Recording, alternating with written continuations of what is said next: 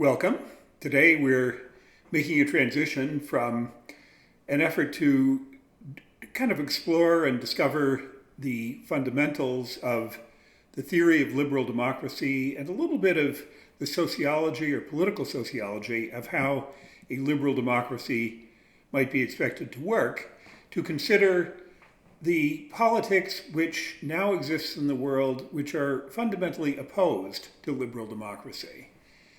As has been mentioned several times in the course already, there are political parties and leaders throughout the world who have emerged in the past couple of decades who fundamentally challenge and reject the premises of liberal democracy, including the idea of the equal worth and rights and liberties of all citizens. These anti-liberal parties and leaders appear to have two overlapping sets of ideas, which we can separate and I think we can very usefully try to analyze in over a number of weeks here in the course. First of all, there is a simplistic kind of populism that makes the political case that the people are being exploited and mistreated by the elites. And then secondly, and not completely overlapping with this populist ideology, is a right-wing extremist ideology that depends on racism, hatred, and a propensity and willingness to use violence against members of other groups or even representatives of the state. And it does appear almost unavoidable to conclude that when these ideas converge, a kind of extreme commitment to the idea of populism and a commitment to right-wing extremist ideology, these ideas pose a potent threat to liberal democracy. And the reality is that a number of countries, here I highlight Germany, but a number of countries have experienced in the past 5 years and 10 years a rise in political violence instigated by right-wing activists and small, what you might call fringe organizations who are trying to get their political will established through the use of violence. The hate-based murders, which shocked much of the world, of at least 9 young people in Hanau, Germany, about 8 months ago in February 2020, brought our attention once again to right-wing extremism in Germany and elsewhere. And news since then has been equally disturbing, with news of the infiltration of elite military and police units by right-wing neo-Nazi parties. The prevalence of right-wing extremist violence in Germany today is shocking, and it presents a deadly challenge to democratic institutions in modern Germany. The Justice Minister in Germany, Christine Lambrecht, is quoted after the murders in February as saying, "Far-right terror is the biggest threat to our democracy right now. This is visible in the number and intensity of attacks." Madeleine Albright was Secretary of State of the United States, and she is also a concentration camp survivor as a child, or survived being placed in a concentration camp. She wrote a very important and cautionary book a few years ago called Fascism, A Warning, and I wanted to quote 2 passages from that book. First, fascist attitudes take hold when there are no social anchors, and when the perception grows that everybody lies, steals, and cares only about him or herself. This is when the yearning is felt for a strong hand to protect against the evil other, whether Jew, Muslim, black, so-called redneck, or so-called elite. Flawed though our institutions may be, they are the best that 4,000 years of civilization have produced, and cannot be cast aside without opening the door to something far worse. The wise response to intolerance is not more intolerance or self-righteousness. It is a coming together across the ideological spectrum of people who want to make democracies more effective. We should remember that the heroes we cherish, Lincoln, King, Gandhi, Mandela, spoke to the best within us. The crops we will harvest depend on the seeds we will sow. And a little later in that book, she writes, fascism, most of the students agreed, is an extreme form of authoritarian rule. Citizens are required to do exactly what leaders say they must do, nothing more, nothing less. The doctrine is linked to rabid nationalism. It also turns the traditional social contract upside down. Instead of citizens giving power to the state in exchange for the protection of their rights, power begins with the leader, and the people have no rights. Under fascism, the mission of citizens is to serve, the government's job is to rule. There are important examples of populism which have come to prominence in various European countries. I wanted to mention several movements before we turn on to an analysis of what is populism. But the National Front, or Front National of France, which began in 1972, its leader and one of its founders, Jean-Marie Le Pen, was an ultra-nationalist. He was xenophobic, and the movement was xenophobic, though it is interesting that the movement and the leader were very difficult to distinguish. So ultra-nationalist, xenophobic, anti-immigrant, anti-Semitic language, and a party which chronically minimized the Holocaust. The party often used slogans of the French fascists of the 1930s. The party has been referred to as a far-right or a neo-fascist organization. And yet this party has come to mass significance in French elections. In 1995, 15% of the vote in the presidential election went to the FN candidate.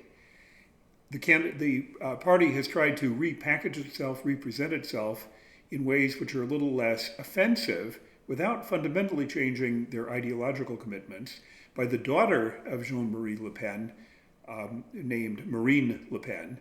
In 2011, this process began to avoid the implications of extreme racism of her father. And the party gained 18% of the vote in 2012 in the presidential election and 25% of the vote in the 2014 elections for European Parliament. So Front National has been an active, anti-immigrant, nationalistic, conservative, ultra-conservative party in France. In Germany, several parties have taken on the mantle of ultra-right, extreme right parties. The largest is Alternative for Germany, AfD, and this party was established in 2013 and has rocketed to a fairly substantial level of representation in recent polling and elections. It is a populist, anti-immigration, anti-foreigner party which has minimized the Holocaust and has cast scorn on the idea that Germany is responsible for mass murder during and before World War II. It expresses Euroscepticism. It is strongly antagonistic to the idea of a multicultural Germany, and it is a highly nationalistic party. It has had connections to the Pegida movement, which is an anti-Islam political movement in Germany and denounced by most segments of German political thought for its racism and bigotry. An even smaller party, established in 1964, is almost explicitly neo-Nazi, carrying on the ideology of the Nazi Party of the war. Germany has legislation which prevents parties from taking on the language and symbols of the Nazi Party, but the National Democratic Party, NPD, is as close to an official neo-Nazi party as possible. It is far-right, extremist, and quite small. There have been two efforts to declare it, to ban the party based on its far-right extremism and its tendency to carry on neo-Nazi ideology, and the High Court in Germany has determined that its ideology is politically unacceptable, legally unacceptable, but because the party is so small, the High Court has declined to ban the party. So let's turn now to the question, what is populism? This is the book that you've been reading, and it's a pretty straightforward book. I don't feel like I need to say an awful lot about the book, but Cass Moody is a well-known expert, an international expert on populism. He's Dutch by origin, but he teaches in Georgia. And he is an expert on populism as a worldwide political movement. Moody and Kaltwasser define populism in terms of the ideas that lie at the core of the political messages and programs of populist parties in many parts of the world.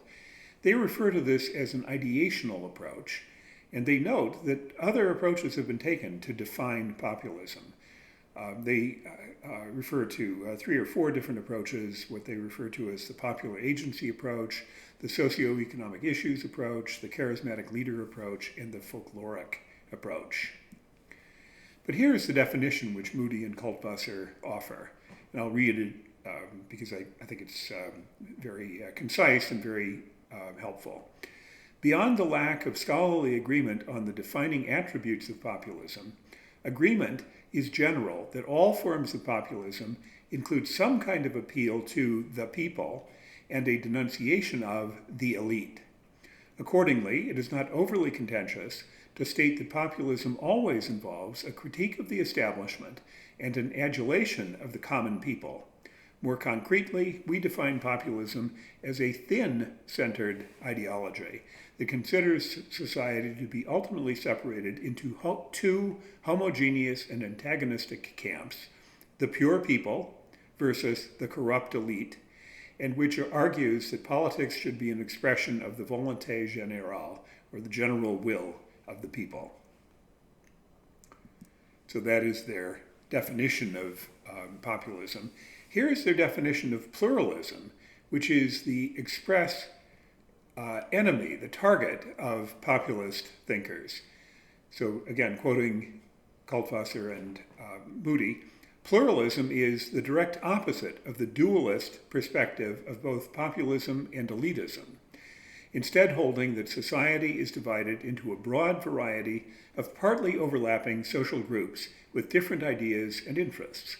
Within pluralism, diversity is seen as a strength rather than a weakness. Pluralists believe that a society should have many centers of power, and that politics, through compromise and consensus, should reflect the interests and values of as many different groups as possible. Thus, the main idea is that power is supposed to be distributed throughout society in order to avoid specific groups, be they men or ethnic communities or economic, intellectual, military, or political cadres, acquiring the capacity to impose their will upon others. So pluralism is very closely connected to the assumptions of liberal democracy, which we've been exploring in Rawls, and populism emphatically rejects the values of pluralism. So who are the people? Populist parties and leaders glorify a mythical conception of the people in opposition to elites.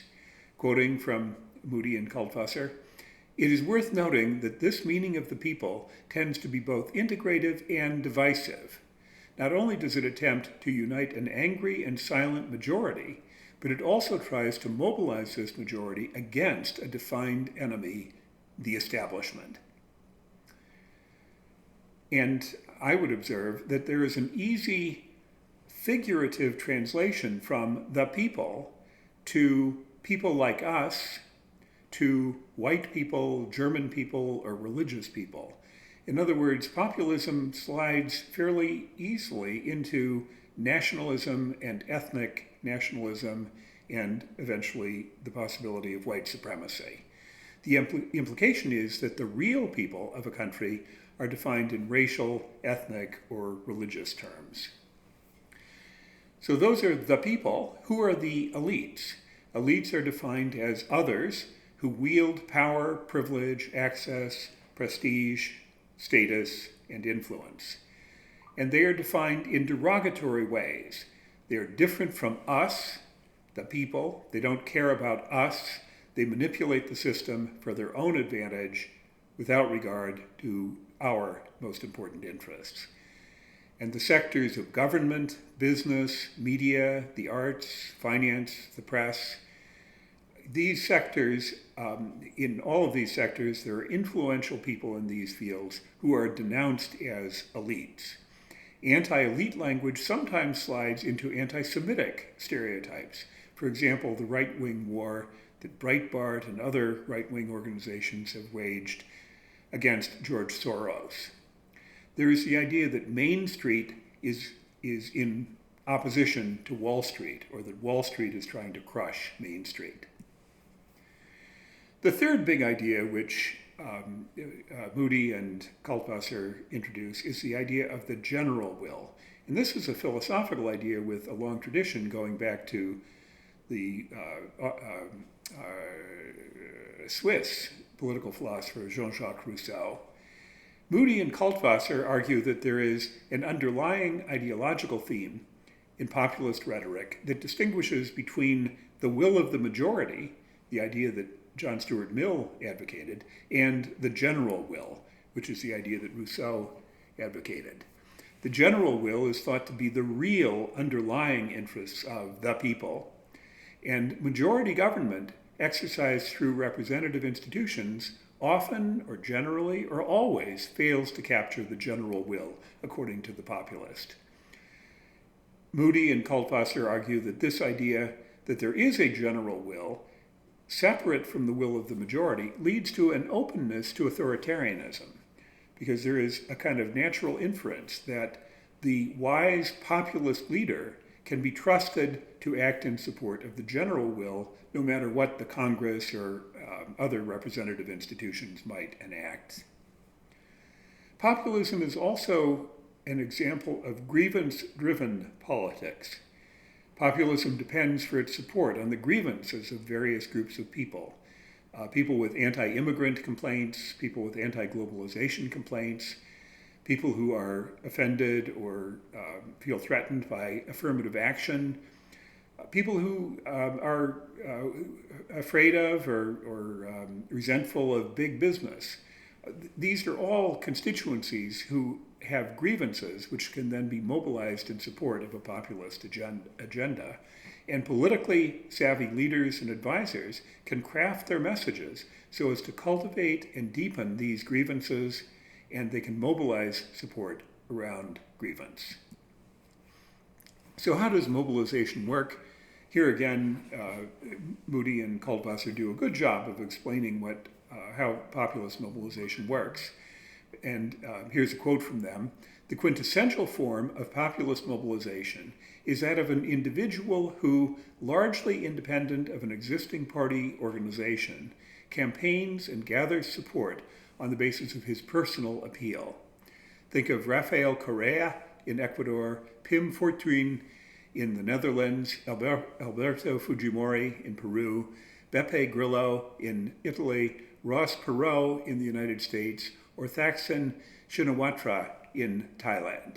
In all these cases, most supporters felt a personalized connection to the leader, who mobilized purely top-down. The leaders connect directly to the supporters, largely unmediated through a strong political or social organization. While top-down mobilization is not unique to populist leaders, they are definitely more prone to it. And Moody and Kaltwasser think this is a fairly general characteristic of populist movements throughout the world, in Europe, in Asia, and also in the United States. A summary of how they treat mobilization. Populists mobilize in a variety of different ways. We discuss in the book the three main types of populist mobilization: through personalist leadership, which I've just described, through a social movement, and through a political party. Two important questions remain unanswered, however. First, why are some types of populist mobilization more prevalent in certain places than in others? And second, do these different types of populist mobilization have an impact on the electoral success of populism? So the theory of populism which they are offering is indeed a thin theory of political parties or political movements. There is almost no political ideology beyond this very thin idea that politics and social life is a conflict between ordinary people and elites. And a politician, a populist politician, is mobilizing support from the ordinary people based on his assurances that he will do what is in the interest of the ordinary people without being influenced by the special interests. There are a variety of ways that a populist program can be filled out ideologically to fit the circumstances, grievances, and identities of a given society. So populism in Peru or in Germany looks different from populism in the United States.